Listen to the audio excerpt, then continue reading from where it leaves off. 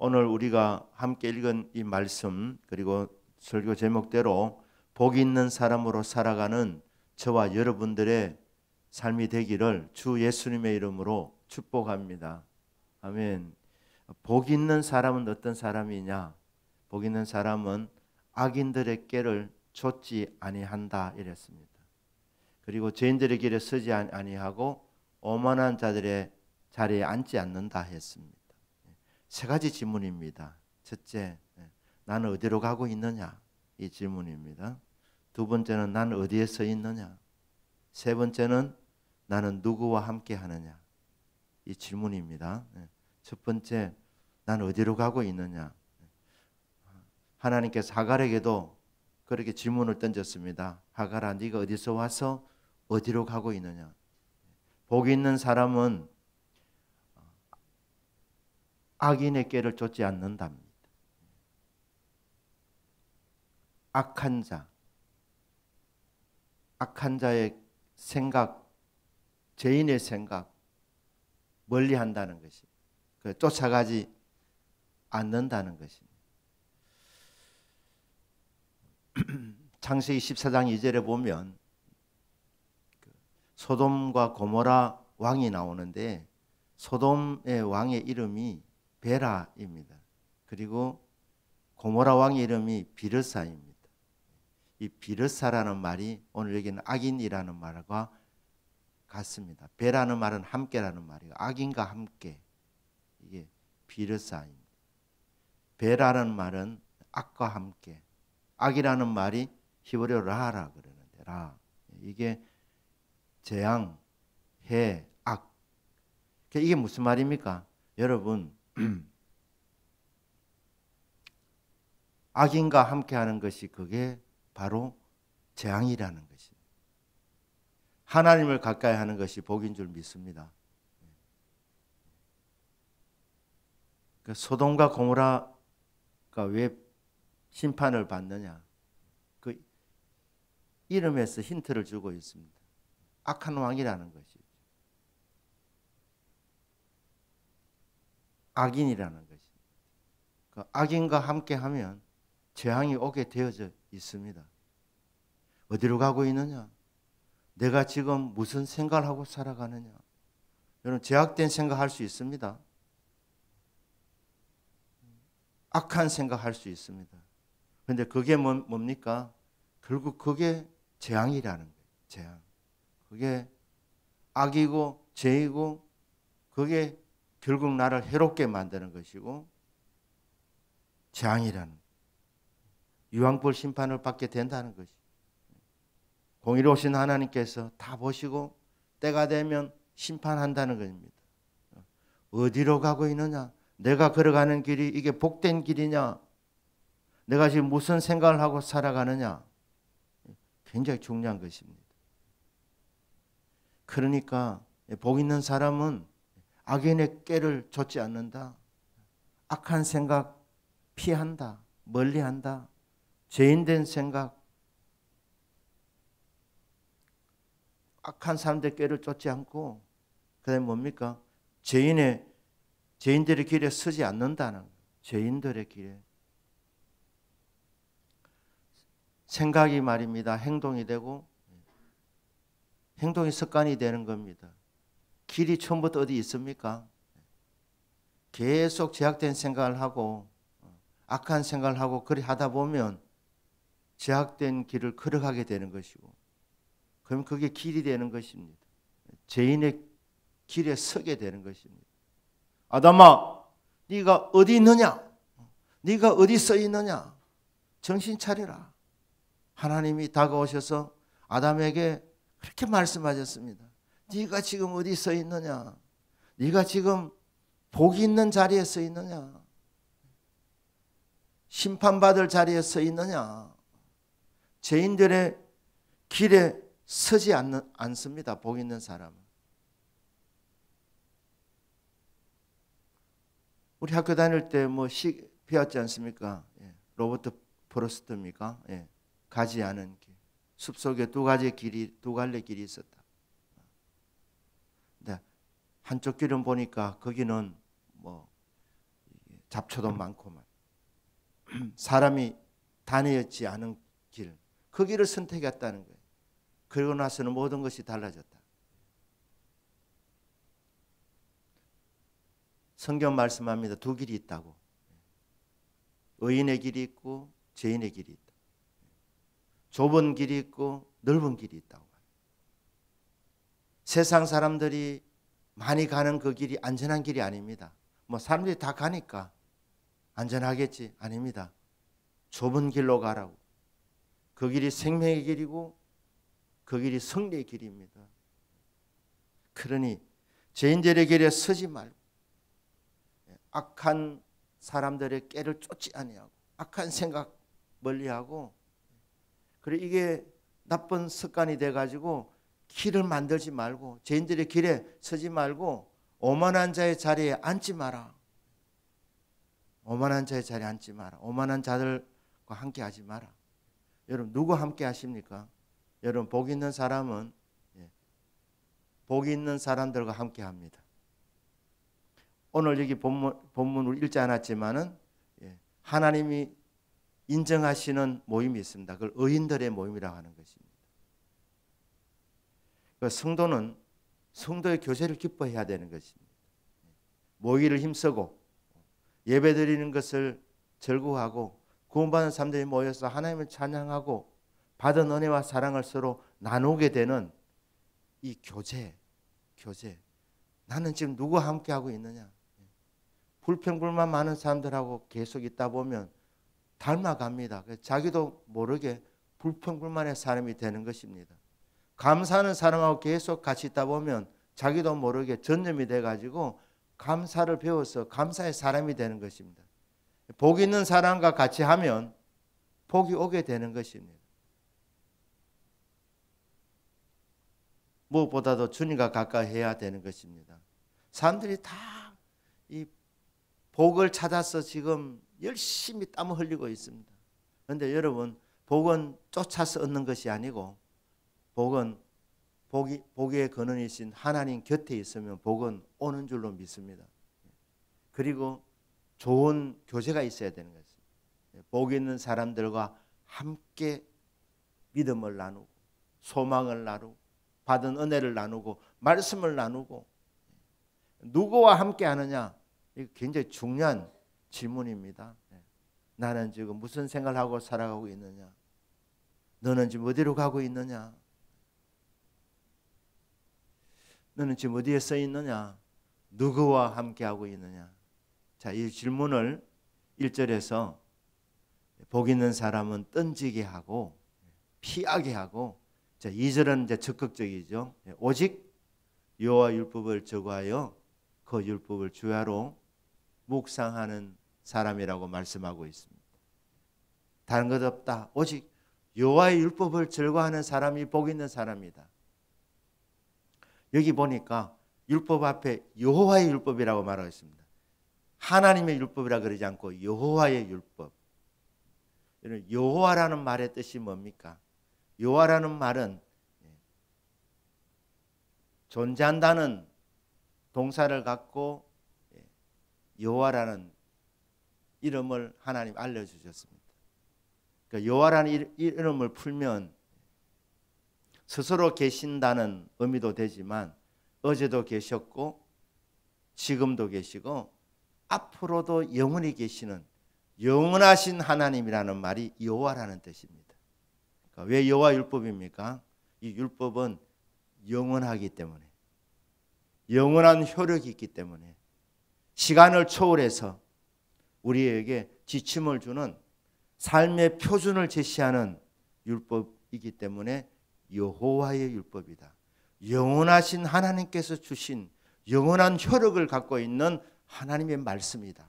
그렇기 때문에 여호와의 율법이라고 하는 거예요. 복 있는 사람은 오직 영원한 효력을 갖고 있는, 언제나 우리의 삶의 지침이 되고 표준이 되는 여호와의 말씀을 주야로 묵상하는 사람이다. 21세기 최첨단의 시대인데, 과학이 발전한 시대인데 이 자유주의 신학, 이게 여러분 타락이 시작이 어디서 시작되느냐? 성경의 권위를 안 믿는 데부터 시작되는 겁니다. 하나님 말씀이 이 율법이 이 계명이 시대에 낡았다고 하는 거예요. 4,000년 전에 3,000년 전에 2,000년 전에 주어진 이 말씀이 지금 이 시대에 어떻게 통하겠느냐? 아닙니다. 하나님의 말씀은 영원한 효력이 있습니다. 앞으로 더 과학이 발전되어도 우리의 삶의 원리는 과학을 따라 살아가는 것이 아니고 여호와의 율법을 따라 살아가야 되는 것입니다. 왜냐하면 그게 복이 있는 사람이기 때문에 하나님의 말씀을 주야로 묵상하는 사람이 복이 있는 사람이다. 여호와의 율법을 즐거워하여 그 율법을 주야로 묵상하는도다. 하나님 말씀을 주야로 묵상하는 사람. 요수아 1장 8절에 보니까 이 율법을 입에서 떠나지 말게 하며 주야로 그것을 묵상하여 그 가운데 기록한 대로 다 지켜 행하라. 그리하면 내 길이 평탄해질 것이라 네가 형통하리라. 주야로 주의 말씀을 묵상하고 그 말씀을 지키는 사람, 순종하여 지키는 사람, 그 사람에게는 형통한 복이 있다고 말씀합니다.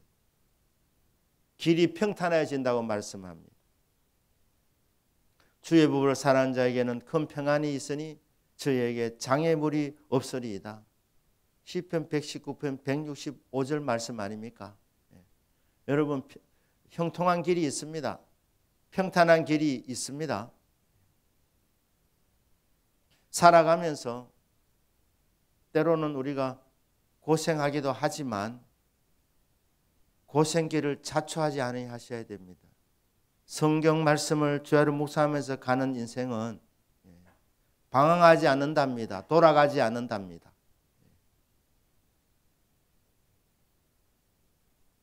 어디를 인생의 목적지가 있는데 가나안 땅을 들어가는데 보름 만에 갈 수 있고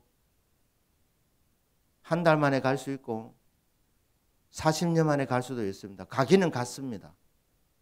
근데 여러분 40년 만에 가는 것은 얼마나 시간 낭비가 있는 것입니까? 시간 낭비가 있는 것입니다. 주의 말씀은 우리로 하여금 지름길로 가게 하는 거예요. 믿으십니까?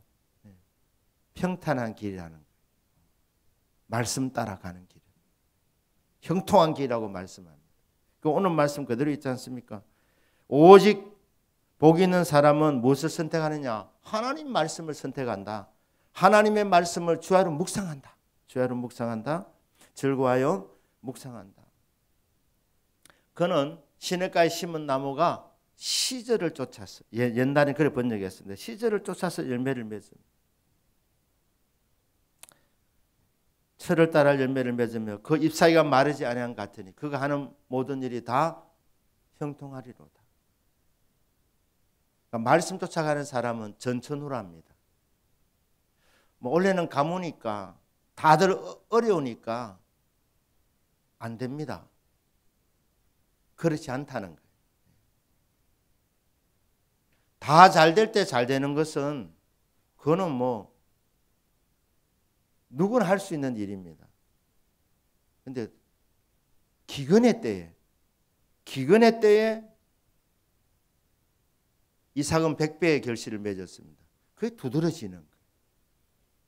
그 비결이 뭡니까? 하나님 말씀에 내 인생에 뿌리를 박은 사람. 그 사람은 전춘후라고 그렇게 말씀하는 겁니다.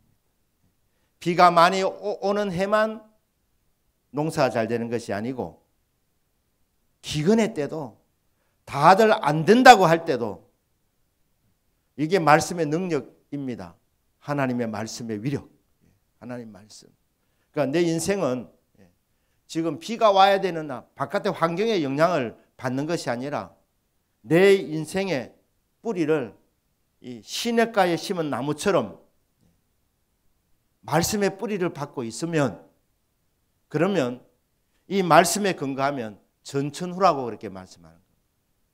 잘 될 때도 잘 되지만 남들이 다 안 된다고 할 때도 말씀에 뿌리를 박은 사람은 열매를 맺는답니다. 무슨 열매입니까? 형통하리로다. 형통의 열매가 맺어진다. 그렇게 말씀하고 있습니다. 저와 여러분은 이 말씀에 인생을 걸기를 주 예수님 이름으로 축복합니다. 말씀대로 믿는 겁니다. 그리고 이 말씀에 내 인생을 거는 겁니다. 내 인생을. 말씀하라는 대로 가라면 가고 멈추라면 멈추고 그렇게 말씀대로 살아가는 인생. 마다가스카르 섬은 돌산입니다. 바위산이 많습니다. 그런데 그 나무들이 울창합니다. 울창합니다. 그 원숭이들이 많습니다. 아니 바위산인데 어떻게 나무가 그렇게 울창하냐? 그 바위산 밑에 동굴이 있고 그 동굴 밑으로 물이 흐르는 거예요. 물이. 그러니까 바위산 같아도 나무의 뿌리가 그 동굴 밑에 그 물과 연결되어 있으니까 그 바위산을 뚫고 나무들이 무성하게 올라와 있고 그래서 원숭이들이 많이 있는 것입니다. 그러니까 울창한 나무의 비결은 뭡니까? 우리 눈에 보이지 아니하는 그 뿌리가 물에 연결되어져 있으면 그러면 나무가 울창해지는 겁니다. 여러분 형통한 삶을 다 원하신 줄 믿습니다. 이 형통의 열매가 겉으로 드러나게 되는데 저 사람 참 복받은 사람이네. 운이 좋네. 잘 풀리네. 원인이 뭐겠습니까? 성도가 형통한 원인이 뭐겠습니까? 우리 눈에 보이지 않는 내 인생의 뿌리가 어디에 박혀 있느냐? 크기에. 그것이 관건입니다.